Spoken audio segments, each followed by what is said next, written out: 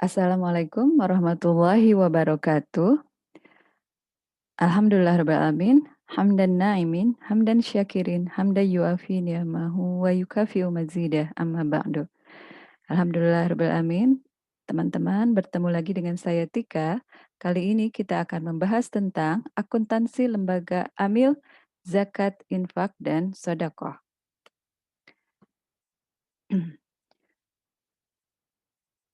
Lembaga amil zakat adalah merupakan satu, bagian dari organisasi non-profit organization atau nirlaba ya. Jadi kalau kita lihat di sini, kita bagi 2 organisasi, itu profit organization atau organisasi yang berbasis laba, yang dia tujuannya mencari keuntungan, sementara satunya lagi adalah non-profit organization atau tujuannya tidak untuk mencari keuntungan, gitu ya. Nah, isu-isu dari profit organization dan non-profit organization itu hampir sama.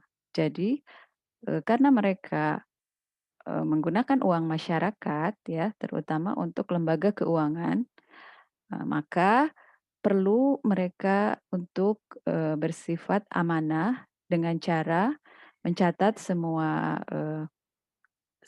kinerja keuangannya, semua, aktivitas keuangan, kemudian, melaporkannya ke publik gitu ya intinya. Jadi publik tahu apa yang, mereka lakukan dan apakah mereka cukup, amanah atau, terpercaya dalam hal mengelola dana, itu pada akhirnya ya.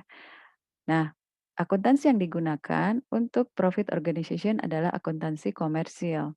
Namun untuk organisasi yang nirlaba seperti lembaga amil zakat itu akuntansi dana namanya ya.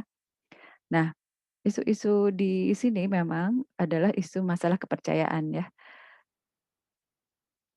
Karena banyak sekali gitu ya lembaga-lembaga yang dia, eee memanipulasi laporan keuangannya sedemikian rupa gitu ya, kemudian mengalami kehancuran gitu ya, padahal mereka adalah, lembaga-lembaga yang sudah terpercaya. Contoh kasus misalnya kasus, Hitachi ya perusahaan mungkin teman-teman, pernah dengar kasusnya gitu ya, mereka menggelembungkan, apa namanya, aset kemudian, eee, apa namanya, modalnya juga gitu padahal sudah keropos, tapi pada akhirnya mereka adalah hancur. Karena pada akhirnya ketahuan gitu ya. Nah itu juga yang terjadi di lembaga sosial ya, mungkin teman-teman baru saja nih kejadian ya, di departemen sosial gitu ya.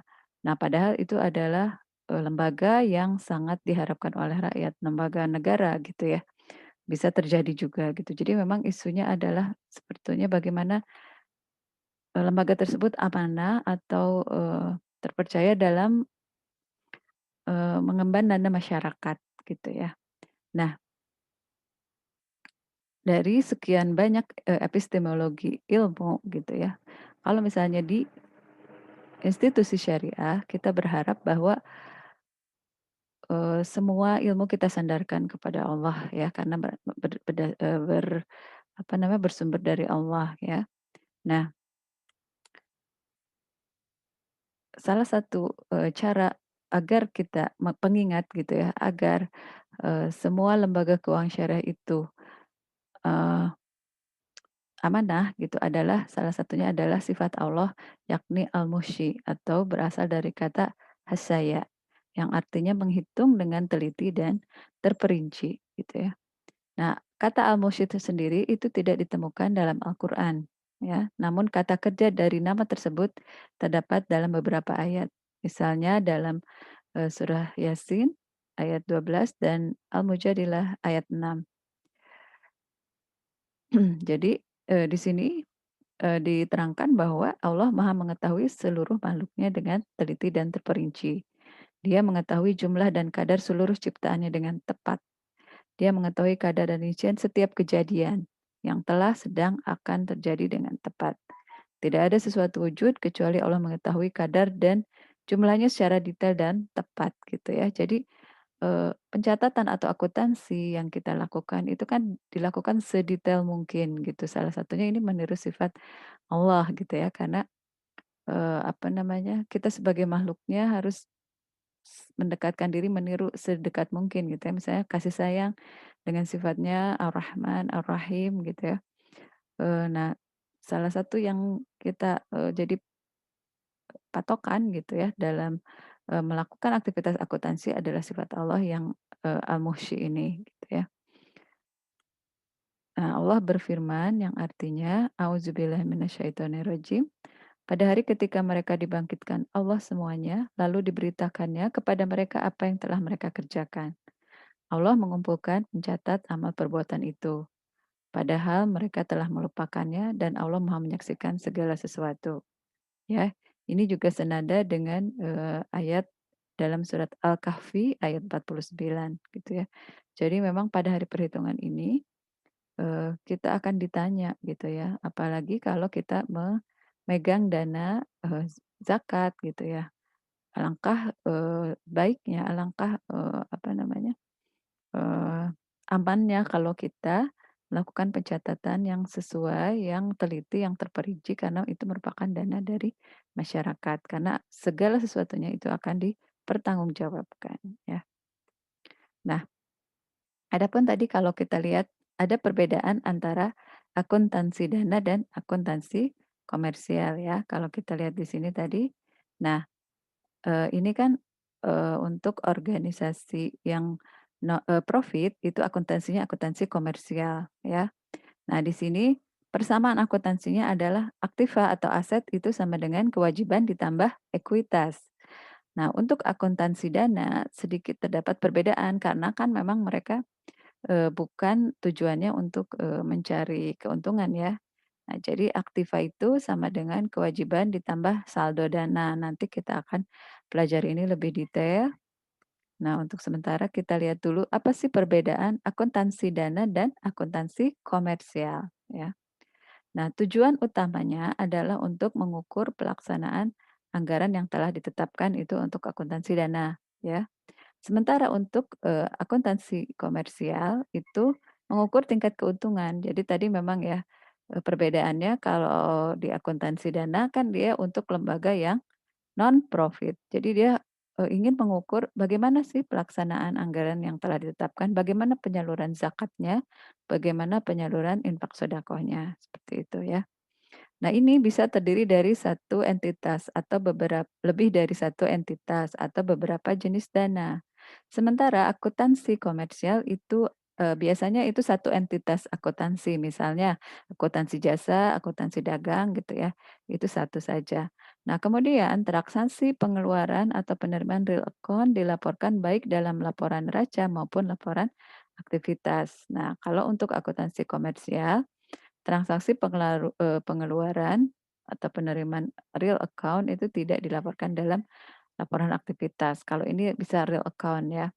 Nah, kemudian akuntansi dana ini sangat dipengaruhi oleh peraturan ketentuan yang berlaku sementara ini lebih fleksibel gitu ya. Jadi, sekarang ini banyak dilakukan training-training kepada lembaga amil zakat gitu ya, agar mereka lebih, apa namanya, memiliki, report yang handal, relevan, dan terpercaya. Nah, adapun tujuan dari laporan keuangan, untuk yang lembaga amil zakat ya. Jadi yang pertama kita lihat bahwa untuk menyediakan informasi yang bermanfaat bagi pengguna dalam rangka mengukur tingkat penyaluran dan dalam rangka pengambilan keputusan yang lain ya. Artinya untuk, pihak-pihak shareholder dan stakeholder di luar lembaga amil zakat, maka dia fungsinya adalah dia ingin mengukur nih seberapa amanah si amil zakat ini, kemudian nanti keputusannya apa? Apakah dia mau, menyalurkan dananya lagi di situ? Apakah dia mau menyalurkan infak sedekah dan zakatnya di lembaga tersebut atau dia akan berpindah ke lembaga lain? Itu ya, pengambilan keputusan yang lain itu artinya itu. Nah, kemudian laporan keuangan juga merupakan bentuk transparansi dan tanggung jawab pengelola atas dana zakat, infak, dan sedekah yang diamanahkan, gitu ya.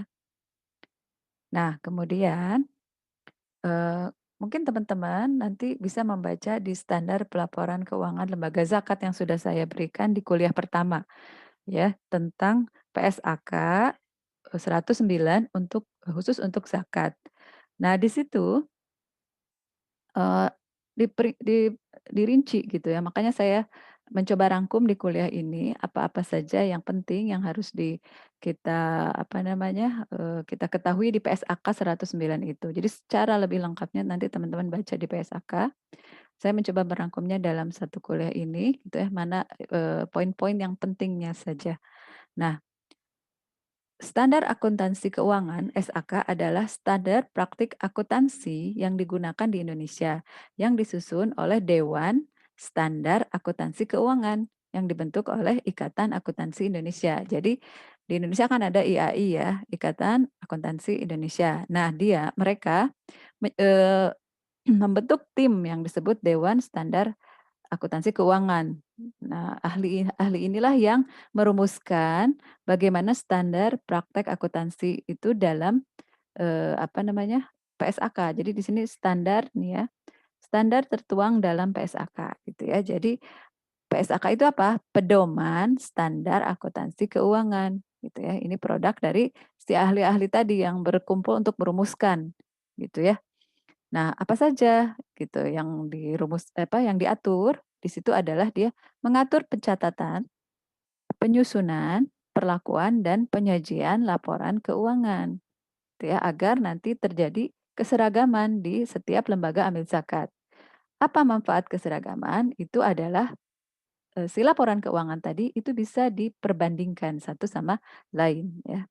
Nah, khusus untuk PSAK, 109 dia adalah tentang amil zakat gitu ya. Jadi PSAK ada tentang yang perbankan, mungkin teman-teman pernah dengar, tentang, macam-macam ya PSAK.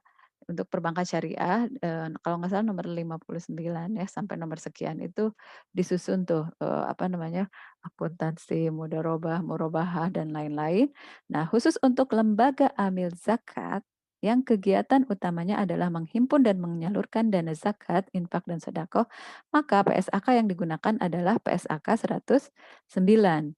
Untuk lembaga lain selain, ambil zakat yang dia menerima zakat, tapi, core bisnisnya itu bukan menerima zakat, maka dia tidak menggunakan ini, nanti, PSAK-nya bukan PSAK, lembaga amil zakat gitu ya. Jadi PSAK 109 ini adalah khusus untuk lembaga yang kegiatan utamanya adalah memang menghimpun dan menyalurkan dana zakat, infak, dan sedekah. Oke lanjut. Nah, ada unsur-unsur laporan keuangan, eee, dalam las ini ya. Yang pertama adalah bentar, oh ya, yang pertama adalah laporan posisi keuangan atau neraca. Kemudian laporan perubahan dana.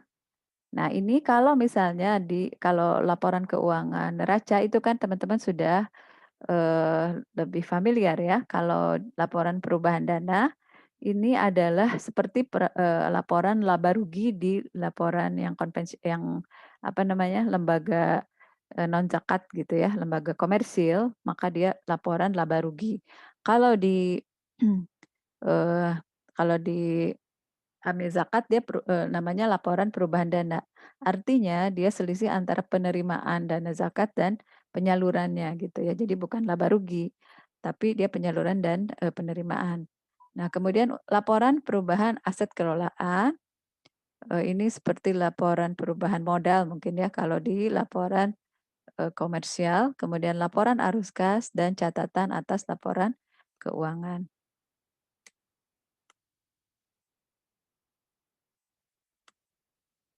Oke, sebentar.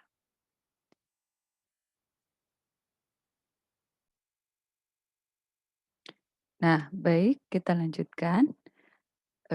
Teman-teman, hari ini saya ingin, membahas tentang, persamaan akuntansinya terlebih dahulu ya. Ingin mengingatkan kembali seperti apa itu persamaan akuntansi, kemudian, apa yang menjadi, spesialnya di akuntansi lembaga zakat gitu ya. Nah, untuk persamaan akuntansi yang umum itu adalah, harus ada di kepala teman-teman ya, bahwa aset itu sama dengan kewajiban atau liability ditambah modal atau ekuitas ya. Nah, jadi kalau di neraca itu seperti ini bentuknya. Nah, ini ya, aset ya kan, di sini kan aset nih. Nah, kemudian di sisi debitnya itu merupakan gabungan dari kewajiban atau liability ditambah dengan saldo dana gitu ya. Kalau di lembaga komersil kan dia aset merupakan pertambahan dari kewajiban dan di bawahnya itu modal, ya kan. Kalau zakat kan memang tidak ada modal ya, tapi dia merupakan, apa namanya, saldo dana saja gitu ya, dana yang masuk dikurangi dana yang keluar, gitu. Nah, jadi, akuntansi lembaga zakat yang terdiri dari aset sama dengan kewajiban ditambah saldo dana itu aslinya ini dari akuntansi umum, gitu ya. Merupakan, apa namanya, modifikasi dari neraca yang umum, ya kan. Nah, untuk akuntansi lembaga syariah yang lain, ya, seperti bank syariah dan lain-lain, itu persamaannya kan aset sama dengan kewajiban, ya, ditambah dana sirkah temporer, ini untuk dana-dana mudharabah dan lain-lain ya. Eee, dan kewajiban gitu ya, titipan dari lembaga lain, ditambah modal, ya. Sementara untuk akuntansi lembaga zakat ya, kan ini sama ya, jadi turunan dari akuntansi umumnya gitu kan. Asetnya merupakan gabungan dari kewajiban dan ditambah saldo dana gitu ya. Sebagai dia pengganti modal karena kan untuk lembaga zakat dia, artinya tuh mungkin modalnya nggak ada ya. Jadi dia merupakan, apa namanya, dana yang adanya, dana yang disimpannya itu berasal dari penerimaan zakat, infak, sedekah. Oke, lanjut. Nah, aset di sini mungkin akan kita bahas di kuliah yang akan datang gitu ya. Eee, Khusus mengenai kita akan membahas tentang neraca. Jadi kita akan membahas poin-poin tentang kas, persediaan, dan lain-lain itu apa saja di lembaga zakat gitu ya. Eee, yang dimaksud dengan aset itu adalah harta kelolaan yang sifatnya lancar sampai dengan yang tidak lancar itu disusun seperti ini, nih ya. Saya ingatkan kembali tentang akuntansi ya. Nah, jadi, di sisi aset sama gitu ya. Jadi harta yang paling lancar disimpan di paling atas ya. Kas, persediaan, piutang, terus sampai ke bawah, sampai paling sulit dicairkan gitu ya. Ini contoh saja ya, kalau apa namanya, lembaga zakat mungkin dia mungkin tidak memiliki apa namanya, tanah, mungkin saya dia sewa gedung gitu ya. Nah itu aset tetapnya saya ini apa sebagai contoh saja, nanti kita lihat lagi ya secara detailnya. Nah, untuk kewajiban, liabilities, misalnya ini hutang penyaluran. Artinya ini ada misalnya dari, lembaga amil zakat lain yang belum disalurkan. Nah, itu dicatat di hutang penyaluran, gitu ya. Kemudian sampai ke hutang jangka panjang atau misalnya dana yang akan disalurkan lebih dari setahun yang akan datang, itu dimasukkan pada hutang jangka panjang. Nah, kemudian saldo dananya ini adalah merupakan dana zakat dan dana infak sedekah dan dana amil atau hibah gitu ya. Nah, nanti apa yang mempengaruhi saldo dana ini tentunya adalah penerimaan dana dan penyaluran dana gitu ya. Makanya saya, masukkan ke tabel yang ini nih. Nah, ini di sini, apa namanya, kita pelajari nih cara menentukan debit kredit dulu ya. Misalnya ini kalau di lembaga zakat kan yang utamanya ini kan ya, dalam neraca nih aset, utang, liabilities. Nah, kemudian dari laporan, laba rugi kita tahu keuntungan dan beban gitu ya. Kenapa saya ini taruh di dalam ini, masukkan ke sini, karena sesungguhnya gitu ya, eee, keuntungan dan beban itu adalah mempengaruhi modal, ya kan? keuntungan nanti akan menambah modal, beban akan mengurangi modal. Maka sama nih saldo ininya, saldo normalnya dia keuntungan dikredit, itu sama dengan modal karena dia menambah modal, gitu ya. Nah, beban ini dia di debit karena dia mengurangi modal. Nah, itu sama halnya dengan di lembaga zakat. Jadi untuk yang saldo dananya itu, apa yang mempengaruhinya? Yang mempengaruhinya adalah dana masuk. Jadi saldo dana akan bertambah bila ada dana masuk dan berkurang saldo dananya apabila, disalurkan gitu, dikeluarkan gitu ya. Nah, nanti makanya ada laporan perubahan dana. Nah, itu adalah seperti laporan laba rugi sebetulnya di, apa namanya, di akuntansi yang komersil gitu ya. Nah, jadi gini teman-teman, kalau kita lihat dari sini kan, dari aset sama dengan kewajiban tambah saldo dana. Ini kan di sisi kiri aset. Nah, kewajiban dan dana itu di sisi kanan, gitu ya. Nah, jadi kalau misalnya di akun ini nih, berarti aset aset itu saldo normalnya dia di debit, karena dia di sisi kiri. Nah, kalau dia berkurang, dia di kredit, gitu ya. Nah, untuk utang dan modal, gitu ya, atau utang dan saldo dana, dia kan di sisi kanan, maka dia saldo normalnya dia di kredit gitu. Kalau dia berkurang maka dia di debit gitu ya. Nah, ini teman-teman jadikan acuan saja nih. Nanti biasanya kan kita kesulitannya di jurnal nih, misalnya ada satu transaksi, dia masuk ke mana gitu, itu ya yang apa namanya, biasanya kita bingung, ini debit apa kredit, debit di mana, kredit di mana gitu ya. Nah, kita kelompokkan dulu tuh, si transaksi itu dia termasuk aset atau, utang atau modal, atau keuntungan atau beban gitu ya. Baru kita masukkan, nanti, apa namanya, dia kalau bertambah berarti di mana, di kredit atau di debit gitu ya. Nah, berikutnya gitu ya, agar menjaga setiap transaksi itu kita tetap balance ya. Jadi balancing itu kan salah satu, yang utama ya. Dalam akuntansi gitu ya. Biasanya kalau di bank itu di akhir hari itu kan ada apa namanya, istilahnya balancing ya, artinya, si debat hari ini harus sama dengan apa sorry, sisi akun aset, sisi kiri itu harus sama dengan, sisi kanan ini ya, yang persamaan akuntansi itu ya. Jadi aset harus sama dengan kewajiban dan modal, maka si neracanya akan balance gitu di bawahnya ini ya, yang ini ya. Jadi ini yang bikin balance itu adalah ini, kan sama dengan ini ditambah ini gitu kan. Nah jadi di akhir hari itu biasanya ada, perhitungan gitu ya, kalau misalnya ada selisih, nah itu mereka walaupun selisihnya Rp100 belum bisa pulang tuh, harus cari dulu sampai, di mana nih, ini sebetulnya di salahnya gitu kan, salah pencatatan di debit atau di kredit. Nah, untuk menjaga hal tersebut maka kita nah ini ada tabel yang bisa kita jadikan acuan gitu ya. Jadi setiap transaksi yang masuk itu harus, balance gitu ya. Jadi maka pada akhir, keseluruhan transaksi juga akan balance gitu ya. Jadi misalnya, jika si aset itu bertambah gitu ya, sebesar X rupiah gitu ya, maka ada kemungkinan ya, ini ada 3 kemungkinan ya. Jadi saya ini dulu, hapus dulu ini ya,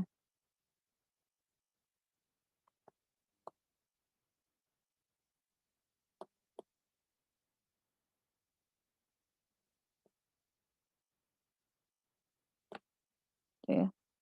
Maka ada 3 kemungkinan ya, dia bisa bertambah di kewajibannya, gitu kan ya, sebesar X, atau dia bertambah di saldo dana sebesar X, gitu ya.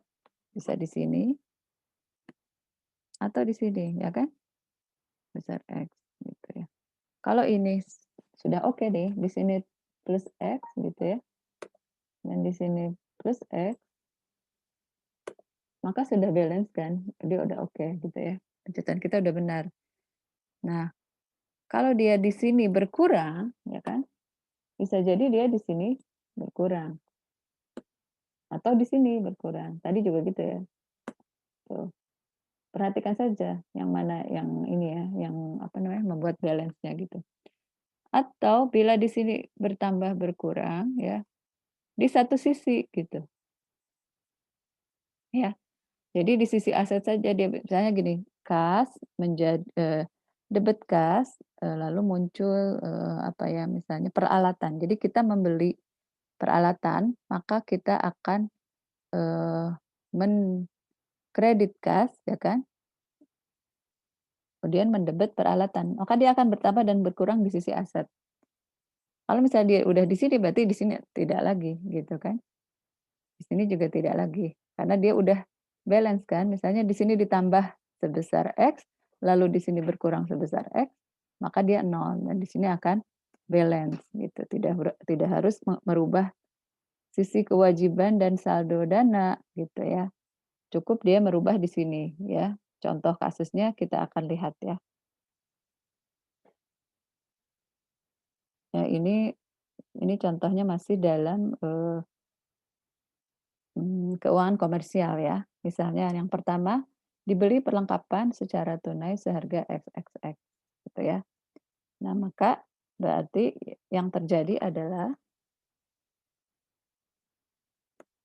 kasnya berkurang kan karena kita membeli perlengkapan, maka kasnya berkurang, maka kas apa? Kalau berkurang kas di ini nih ya. Nah, ini kas. Nah, nih kas berkurang maka dia di kredit ya kan? Ini kredit nih. Nih, kas kredit sebesar XXX ya.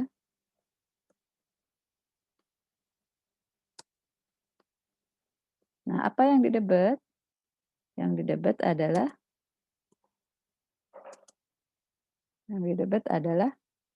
kan tadi dibeli perlengkapan, berarti muncul kan perlengkapan.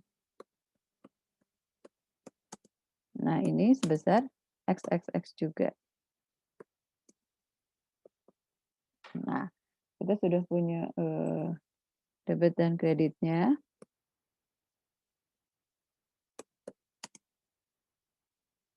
Nah, maka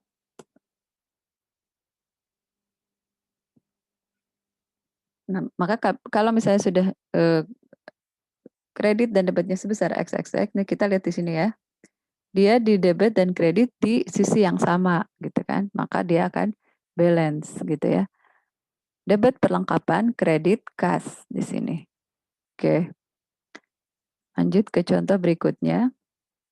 Dibeli peralatan kantor secara kredit dengan harga XXX. Oke, berarti kita akan muncul nih di debit peralatan kantor ya.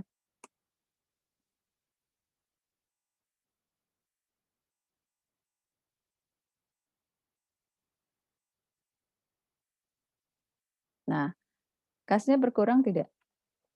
Nah, karena ini apa, pembelian secara hutang, maka kasnya tidak berkurang, tapi hutangnya bertambah. Ya, kalau hutang bertambah maka dia di kredit. Jadi neraca kita sudah balance.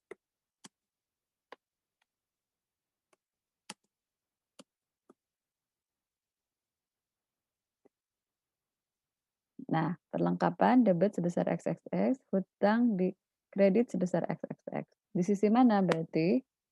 Berarti dia di sisi ini ya, di sini perlengkapan, ini muncul tadi apa tadi peralatan ya. Peralatan di sini kan, di sisi aset, kemudian hutang juga bertambah ya. Jadi di sisi kiri bertambah, di sisi kanan bertambah, maka dia akan balance. Tadi di sini ya, berarti dia mempengaruhi nih. Asetnya dipengaruhi dan kewajibannya dipengaruhi. Asetnya bertambah, kewajibannya bertambah. Nah, dia sudah balance. Berarti aman gitu ya. Nah, untuk selanjutnya ini kita akan bahas di eh, latihan nanti ya, didiskusikan via Google Meet. Baik, eh, sekian saja perkuliahan untuk hari ini. Nah, mudah-mudahan bisa dimengerti dan selanjutnya kita akan buka nanti sesi diskusi ya. Terima kasih, mudah-mudahan ada manfaatnya. Mohon maaf bila ada kesalahan. Wassalamualaikum warahmatullahi wabarakatuh.